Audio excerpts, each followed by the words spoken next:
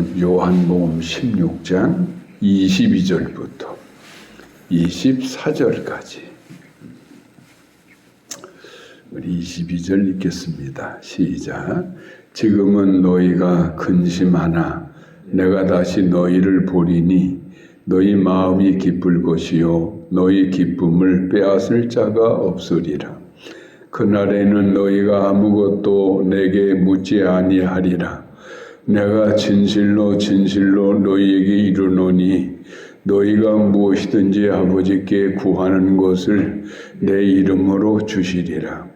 지금까지는 너희가 내 이름으로 아무것도 구하지 아니하였으나 구하라. 그리하면 받으리니 너희 기쁨이 충만하리라. 아멘. 지금 십자가를 면전에 두고 있는 상황, 곧 십자가에 달려 돌아가실 때가 가까운 것을 예수님께서 아시고 이제 십자가에 내가 죽게 될 것이다. 십자가에 죽게 될 것이다. 이제 이런 말씀을 반복적으로 하시게 되니까 제자들의 입장에서는 이건 하늘이 흑암으로 덮이는 꼴이에요. 그렇게 태양빛이 쨍쨍하게 쬐일 때에 그런 밝은 심령, 소망의 심령, 기쁨의 심령을 가지고 그 어렵고 힘든 세월이지만 때로는 굶어가면서 때로는 사람들에게 욕을 먹어가면서도 예수님을 아주 당당하게 기쁘게 따라왔던 것인데 그렇게 했던 제자들의 목적이 있었죠. 지금까지 제자들이 그렇게 열심히 서로 씩씩거리며 때로는 싸움질까지 해가면서 앞다투어 예수님을 섬기려고 했던 이유가 뭡니까? 그것은 예수를 메시아로 믿었는데 그 메시아관이라고 하는 것은 메시아가 오시면 그는 반드시 이스라엘의 왕이 될 뿐이다.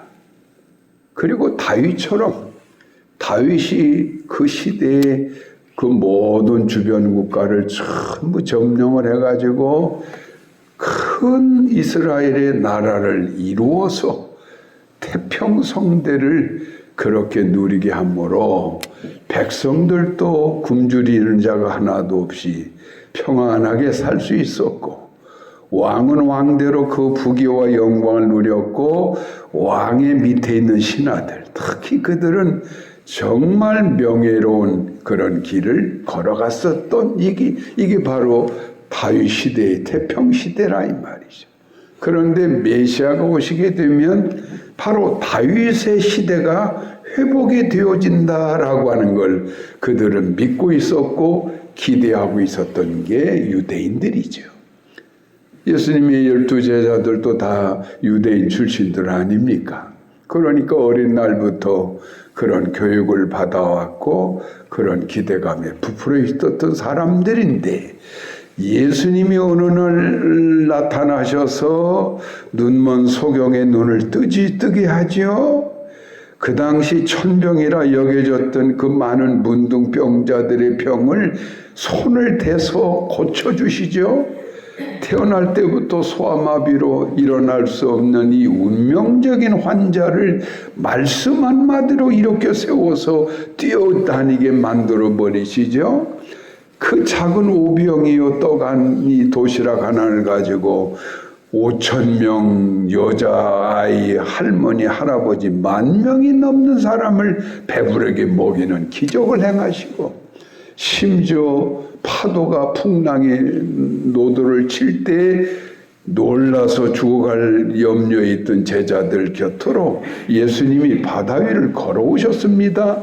그리고 그 파도를 향하여 말씀하시죠.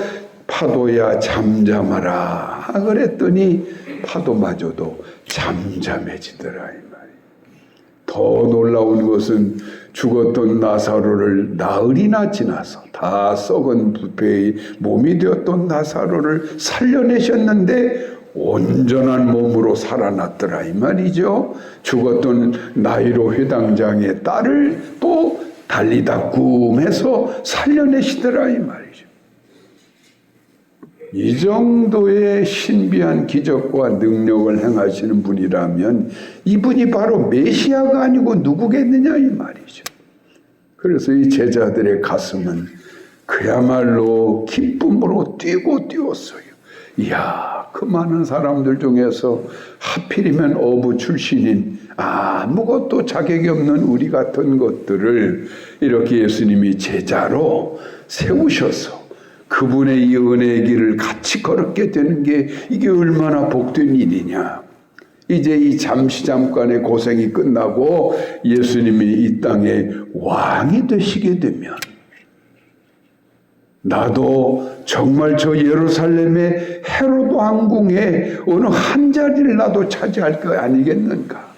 그 부귀 영광을 나도 누리게 될 것이 아니겠는가. 나로 인해서 우리의 사랑하는 자식들까지도 안전한 대대를 이어갈 수 있지 않을 것인가 하는 그야말로 날마다 그런 기대로 부풀어서 예수님을 열심히 쫓아다녔던 거예요. 그런데 예수님을 따라다닌 지가 3년이 막 되어갈 때쯤 어느 날부터인가 예수님이 자꾸 그야말로 한숨을 쉬시면서 반복적으로 하시는 말씀이 있었죠. 그게 뭐예요? 내가 인류의 죄를 위하여 십자가에 죽어야 하리라. 내가 너희들의 죄사함을 위하여 내가 죽어야 할 것이다. 그러니까 베드로가 그 말을 듣고 화가 난 거예요. 아니, 예수님이 죽으시다니요. 그게 무슨 말입니까? 예수님은 왕이 되셔야 할 뿐입니다. 그리하지 마십시오. 절대로 예수님이 죽도록 저희가 놔두지 않겠습니다. 예수님께서 베드로를 향하여 사단아 물러가라. 네가 나의 마음을 흔들리게 하는구나. 이제 이 정도로 지금 제자들의 예수님을 향한 기대감은 오직 육신의 왕, 육신의 권력, 육신의 명예, 이것을 그들은 잔뜩 바라보고 기대하고 있었던 거예요. 그걸 통해서 큰 기쁨을 얻고자 하는 그런 소망으로 예수님을 따랐던 거 아니겠습니까? 그런데 오늘 예수님께서 이 제자들에게 마지막으로 이제 그들을 위로해 주시는 말씀을 하십니다. 권면해 주십니다. 너희는 낙심하지 말라. 그래서 오늘 22절을 볼까요? 지금은 너희가 근심하나 내가 다시 너희를 보리니 너희 마음이 기쁠 것이요 너희 기쁨을 빼앗을 자가 없으리라. 지금은 내가 십자가에 죽어가는 것을 이걸 말을 했기 때문에 너희가 지금 근심하고 염려하고 있고 지금 말로써 하는 정도로서 너희가 이 정도 근심과 걱정을 하고 있는데 실제로 얼마 가지 않으면 나는 로마의 군인들이나 대제사장들의 그 병사들의 손에 끌려가서 정말 매를 맞고 피투성이가 된 채로 십자가에 못 박혀 죽는 것을 너희가 보게 될 것이다. 그렇게 되면 너희가 얼마나 낙담하고 절망에 빠지고 두려움 때문에 심지어 나를 버리고 다 도망을 치게 될 것이다. 그러나 내가 다시 부활하여 살아나서 너희를 보게 될 때가 올 것인데 그때는 너희가 나를 왕으로 생각하고 왕이 되었을 때 한 자리를 차지함으로써의 그 얻게 되는 그 기쁨과는 비교되지도 않는 큰 기쁨을 너희가 그때 갖게 될 것이다. 이 말씀을 지금 하고 계시는 거예요. 실제 예수님은 제자들의 그 기대와 바람은 뒤에 두고 그야말로 온몸에 피투성이가 된 채로 어린 양처럼 십자가의 죽음을 당하셨죠. 그때만 해도 제자들은 전부가 낙심절망해서 결국에는 지금까지 주님을 따랐던 세월을 한탄하고 후회하면서 우리가 무엇하러 이런 짓을 했나 하면서 전부 다 예수님을 버리고 뿔뿔이 도망을 쳐버렸습니다. 그러나 그렇게 돌아가신 예수님이 결국 어떻게 되세요? 3일 만에 부활하셨다 이 말이에요. 산 몸으로 그들에게 오셨다 이 말이죠. 그래서 이 제자들이 그 살아계신 예수님을 만났을 때의 감격과 기쁨이라고 하는 것은, 이건 내가 물질을 좀 많이 취하고 직장에서 내가 직위가 올라가고 뭐 세상에서 권위를 얻고 명예를 얻어서 오는 일시적인 기쁨과는 비교도 되지 않는 심령에서 끌어오르는 놀라운 기쁨과 감격이 이 제자들의 심령에 충만히 채워졌다 이 말이죠. 이 감격을 예수님께서는 제자들에게 말씀하신 거예요. 이제 그때로부터 이 제자들은 죽는 날까지 그 큰 기쁨이라고 하는 걸 잃어버린 적이 없어요. 그러니까 그 예수를 이제는 전파하기 위해서 온갖 핍박과 고난을 겪으면서도 그 기쁨의 감격을 가슴에 안은 채로 복음을 전하고 복음을 전하다가 12명의 제자들이 한결같이 순교를 다 기꺼이 당하게 되는 거 아닙니까? 그들이 돌아가실 때는 큰 기쁨을 안고 돌아가신 거예요. 어떤 기쁨을 안았을까요? 내가 이렇게 비록 목이 잘려 죽고 끓는 기름 가마 속에 집어 던져서 죽임을 당하고 내가 십자가에 매달려 죽임을 당할지라도 나는 주님 곁으로 간다. 천국으로 나는 들어간다.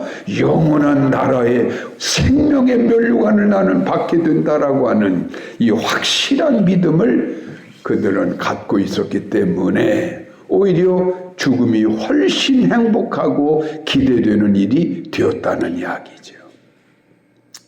근데 사실 예수님께서 오늘 너희에게 큰 기쁨이 있으리라. 이 기쁨을 빼앗을 자가 없을 만큼 너희 기쁨은 영원히 유지되어질 것이다 라고 말씀했다면, 그렇다면 오늘날 우리 그리스도인들은 과연 어떻습니까? 예수님의 제자들이 그런 큰 기쁨을 누리셨고 그 기쁨 안에서 순교를 당하고 모두가 다 하나님 나라로 올라가 계시는 거라면 오늘 우리들은 과연 어떠할까요? 우리들도 마찬가지입니다. 이제 우리의 곁에는 예수님은 계시지 않아요. 예수님은 역사의 인물이에요. 그러니까 그 역사의 인물은 사라지셨고 그 예수님과 똑같은 역사를 하고 계시는 성령님이 오늘 우리 곁에 와 계시는 거예요. 그래서 성령님이 지금은 예수님처럼 우리를 가르쳐도 주시고 우리를 위로도 해주시고 우리의 필요를 채워도 주시고 기적도 행하시고 능력도 보여주는 거예요. 그러다 보니까 우리가 예수님을 믿음으로 신앙을 고백하는 순간부터 성령이 내 안에 들어오셔서 내 심령 안에 지금까지 세상에서는 얻어본 적이 없는 참 기쁨이 언제나 늘 내 심령을 울려주고 있지요. 그래서 그리스도인은 언제나 기뻐하고 감사하고 쉬지 않고 기도할 수가 있는 거예요. 항상 기뻐하라. 범사에 감사하라. 쉬지 말고 기도하라. 이는 그리스도 안에 있는 하나님의 뜻이니라. 여러분, 이런 영적 만족과 감격이 저와 여러분 속에 지금도 충만히 넘치고 있음을 믿으시길 바랍니다.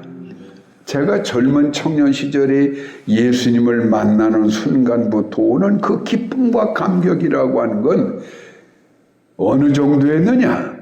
그 만경강가가 눈으로 한 1m 이상 쌓여 있을 때 교회에서 기도하는데 막 온몸이 불덩이가 되고 기쁨으로 넘쳤는데 이걸 감당할 수가 없으니까 주여 나를 좀 살려주십시오고는 그 만경강가로 막 뛰어나가서 눈 속에 내 몸을 다 그 속에 담고서 2시간을 그 추운 날씨에 눈 속에서 그냥 눈과 함께 기도했던 기억이 있을 만큼 그 기쁨과 감격이라고 하는 건 상상을 초월하는 거예요. 이걸 평생을 가지고 사는 거예요. 하나님이 우리 안에 주시는 기쁨이라고 하는 것은 여러 가지 상황과 환경에 따라서 내 감정이 어떤 이 변화가 일어나고 토치가 일어나서 일시적 기쁨이 있다가 사라지고 기쁨이 있다 사라지는 그런 감정적 기쁨이 아니라 내 안에 영원한 뿌리가 박히는 기쁨과 감격이라고 하는 것이 언제나 우리 안에 있기 마련이죠. 그러니까 세상이 아무리 힘들고 고난이 와도 우리가 넉넉하게 이겨나갈 수가 있는 거예요.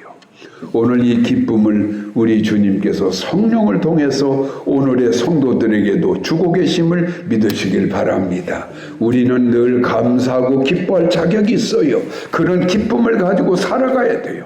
그러면서 예수님이 무엇이든지 내 이름으로 이제는 기도하면 반드시 응답될 것이다. 이런 특권까지도 주셨으니까 기도해야죠. 그럼에도 기도하지 않는 어리석은 사람들이 안타까운 것이죠. 다행히 우리 선한교회 성도들만큼은 매일마다 하나님 말씀을 묵상하면서 기도하면서 하루하루 시작할 줄로 믿습니다. 오늘도 예수 이름으로 마음껏 기도하시면서 응답받는 하루, 기쁨의 하루가 되시기를 바랍니다. 우리 찬송하시겠습니다. 찬송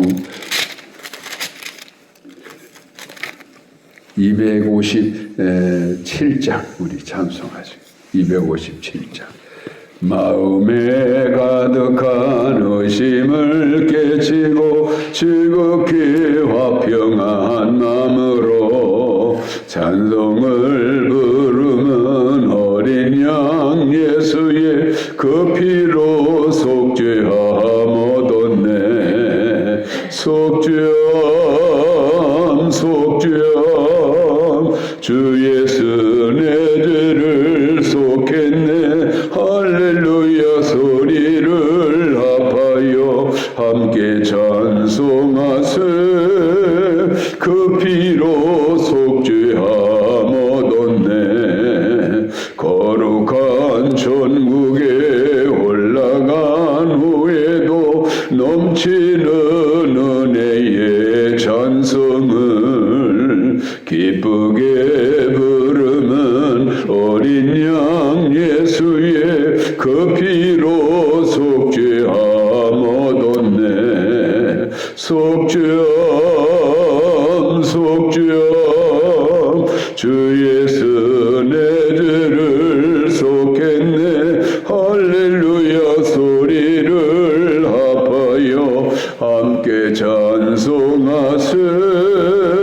그 피로 속죄함 얻었네.